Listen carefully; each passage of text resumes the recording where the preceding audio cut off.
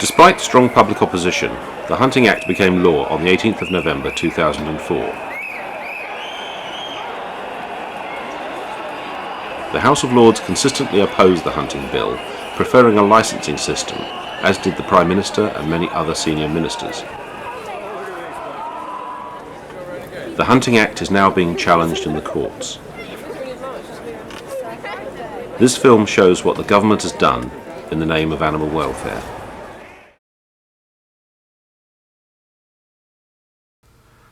The consequences for the welfare of wild mammals were made absolutely clear in the Middleway Group study of shooting foxes. This research is not an attack on shooting, but does show that significant wounding can occur.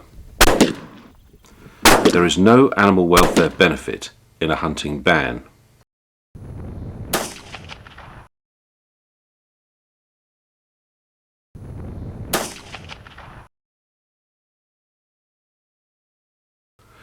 This study has now passed peer review and is being published in the Journal of Animal Welfare.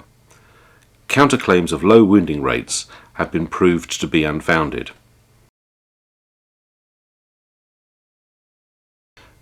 That a ban would cause more animal suffering, not less, was ignored, and now we are faced with the consequences for animal welfare of increased shooting and also snaring.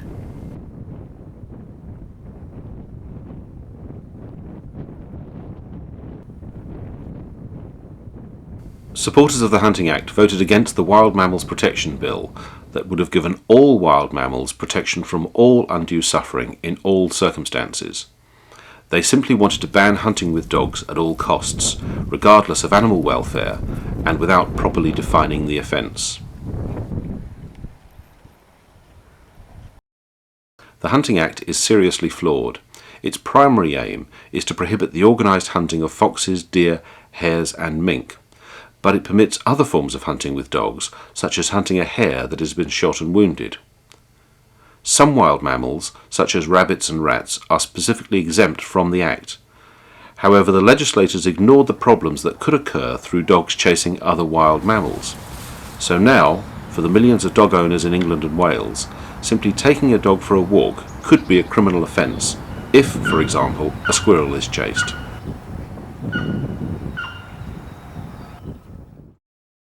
And how will the police tell the difference between the hunting of a hare and the hunting of a rabbit?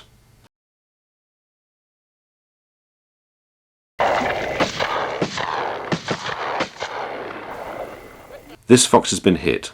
Although the government has published guidelines for best practice in shooting foxes, these are not mandatory, and the government has made no effort to restrict bad shooting practices, which research shows cause significant wounding.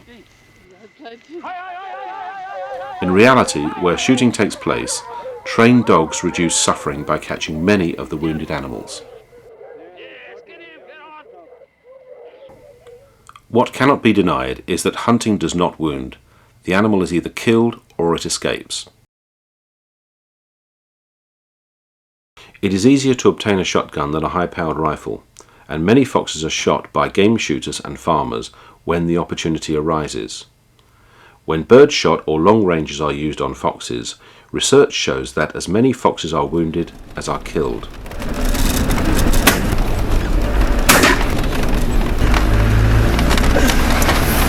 Can't shoot there. Moving too fast.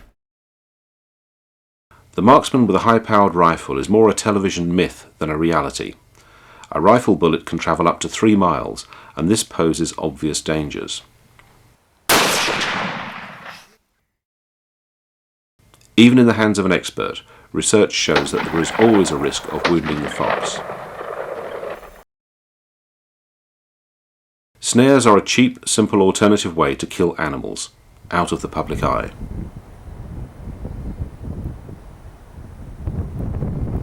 Up to half the animals caught may be non-target species, such as badgers or cats.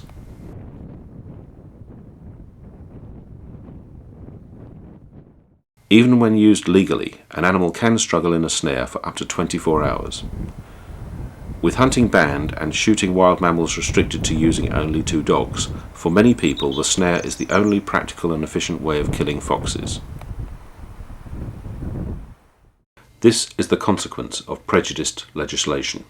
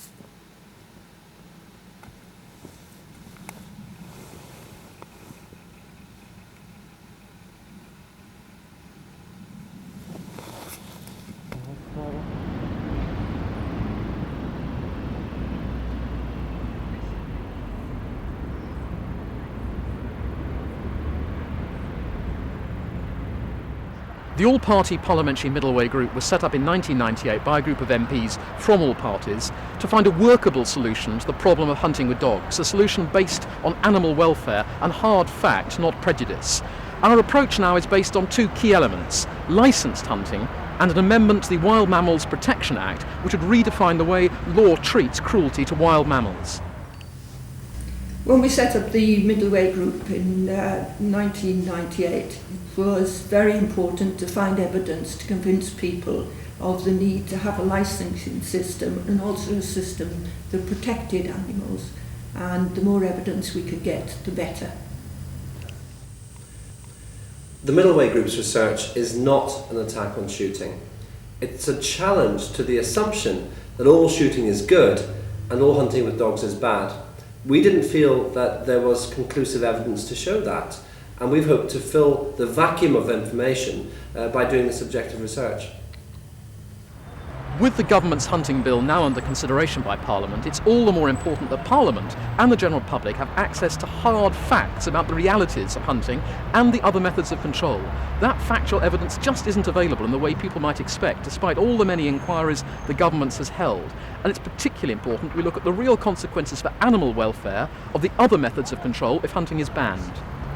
We just don't know what the different levels of suffering are in the different activities used to control foxes. Over the years, a lot of scientific evidence has been produced, but it isn't scientific evidence at all. It's opinion masquerading as scientific evidence. At the Phelps inquiry, the Burns inquiry, the Portcullis House hearings, it became clear we really needed a new body of evidence. Without that evidence, we just cannot make the judgments necessary to inform debate about the possibility of banning hunting.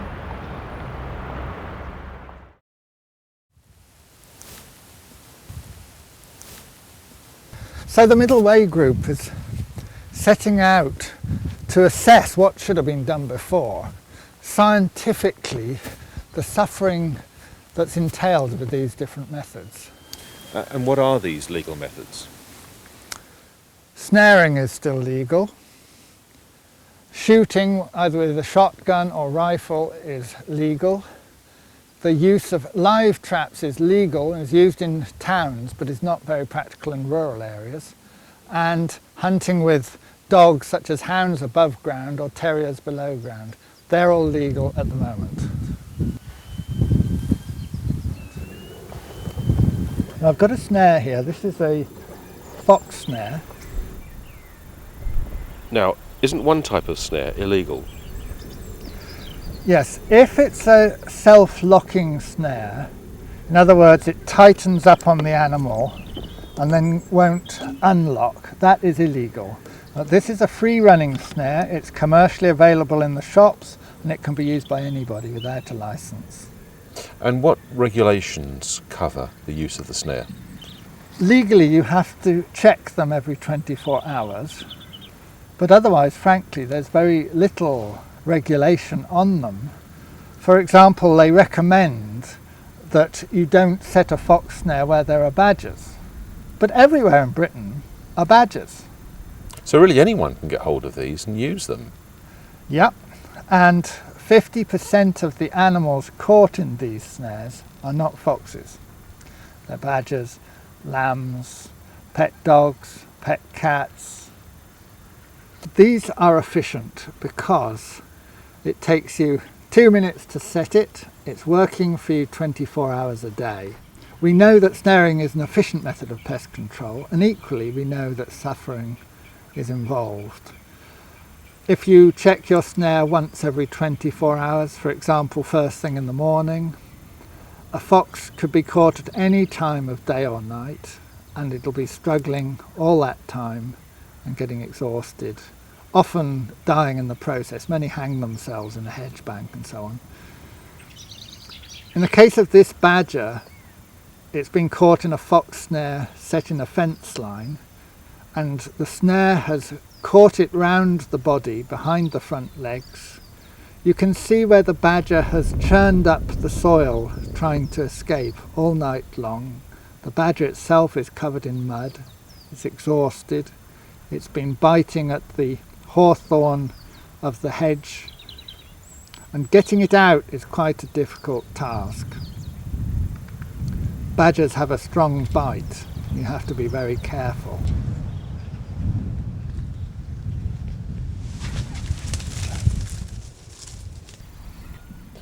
So guns.